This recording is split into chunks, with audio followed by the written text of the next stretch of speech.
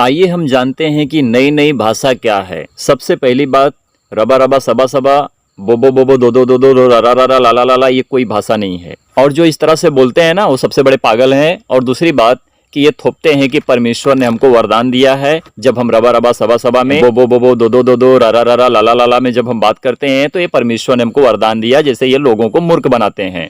जो कलीसिया में लोग बैठते हैं उनको भी मूर्ख बनाएंगे, और पास्टर से लेकर मेंबर से लेकर जो कलीसिया में बैठते हैं वो भी बोलते हैं, और वो भी सबको मूर्ख बनाने की कोशिश करते हैं। और जब कोई नया आदमी उस चर्च में आएगा ना, वो भी उनकी बातों को सुनता है, समझता नहीं है। वो भी मन में सोचता होगा, या फिर कोई तो बोल देते हैं कि अरे भैया तुम क्या बोल रहे हो, हमको समझ में नहीं आ रहा है।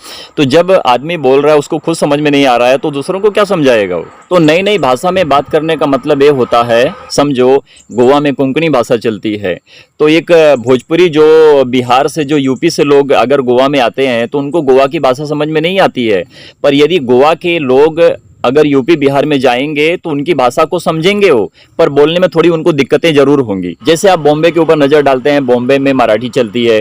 जैसे आप गोवा के ऊपर नज़र डालते हैं, गोवा में कोंकणी भाषा चलती है। और फिर बाद में जैसे आप दूसरे शहर की बातों को करोगे, अगर गुजरात हो गया तो गुजरात में गुजराती भाषा चलती है, जो हिंदी के लोग तो समझ लेंगे पर बोलने में उनको थोड़ी सी दिक्कतें जरूर होती हैं। तो यदि मनुष्य अपने राज्य की जो भाषा बोलता है, यदि अपनी भाषा को छोड़कर दूसरे राज्य की भाषा को सीख लेता है तो वो नई भाषा होती है, कि जो नई नई भाषाओं में वो मतलब कि दूसरे देश की भी भाषा वो बोल लेता है। जैसे कि मैं अपने ऊपर बोल रहा हूँ, मुझे 4 भाषाएं आती हैं। एक हिंदुस्तान की हिंदी भाषा जिसको कहते हैं वो मैं जानता हूँ, वो सभी जानते हैं, सबको आती है। भोजपुरी, कोंकणी, मराठी, इस भाषा को मैं बोलता हूँ, इसे समझता भी हूँ। तो मैं टोटल 4 भाषाओं में बात करता हूँ। तो मैं जब 4 भाषाओं में बात करता हूँ तो ये मेरी नई भाषा हो गई। मैं परमेश्वर को जब धन्यवाद देता हूँ, जब मैं परमेश्वर की महिमा करता हूँ, जब मैं परमेश्वर से प्रार्थना करता हूँ, या फिर परमेश्वर के वचन का सुसमाचार लोगों तक पहुँचाता हूँ, तो मैं वह किस भाषा में करता हूँ। तो मैं आप लोगों को बता दूं कि मैं हिंदी भाषा में परमेश्वर से प्रार्थना करता हूँ, परमेश्वर के वचन का सुसमाचार लोगों तक पहुँचाता हूँ।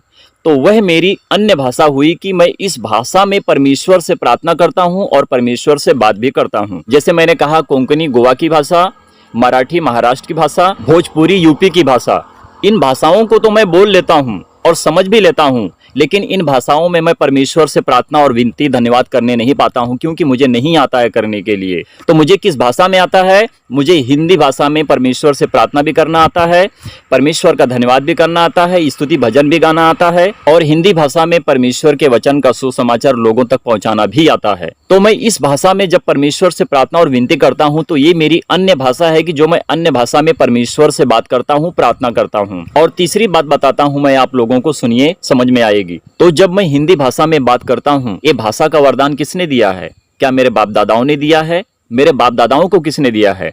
मेरे बाप दादाओं को भी अगर यह भाषा का अनुवाद मिला है तो परमेश्वर ने ही दिया है। तो ये भाषा कहाँ की है? यह भी भाषा स्वर्गीय भाषा होती है।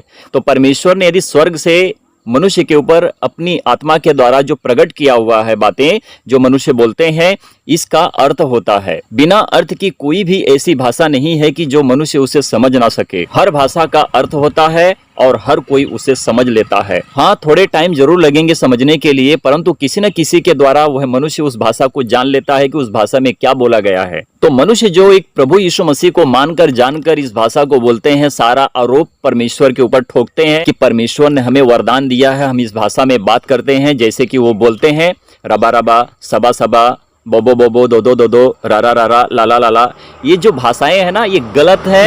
मनुष्य को पागल कर रहे हैं और परमेश्वर के नाम को नीचा कर रहे हैं। मैं हमेशा इसी तरह से वीडियो बनाऊंगा। यदि मनुष्य नहीं समझेंगे तो मैं समझता हूं कि जो मनुष्य प्रभु यीशु मसीह की बात करते हैं, परमेश्वर की बात करते हैं, यहोवा की बात करते हैं, पुत्र की बात करते हैं, मसीह की बात करते हैं, स्वामी की बात करते हैं, गुरु की बात करते हैं, प्रभु की बात करते हैं, क्या प्रभु यीशु मसीह ने रबा रबा सबा सबा, बोबो बोबो दो दो दो दो, रा रा ला ला ला ला बोला होगा? नहीं बोला उन्होंने, कहीं पर भी नहीं लिखा है बाइबल में। बाइबल को उठाकर देखो, पढ़कर देखो, 1 कुरिन्थियों अध्याय 14 वचन 1 से 40 तक पढ़ के देखो, वहां पर भी आपको नहीं मिला है, ना तो लिखा गया है। पौलुस ने अन्य भाषा के विषय में बताया है, और पौलुस ने यह भी तो कहा है कि मैं तुमसे अधिक ज्यादा अन्य भाषाओं में बात करता हूं। तो क्या इसका मतलब पौलुस रबा रबा सबा सबा, बोबो बोबो दो दो दो दो, रा रा रा ला ला ला में बोलते थे?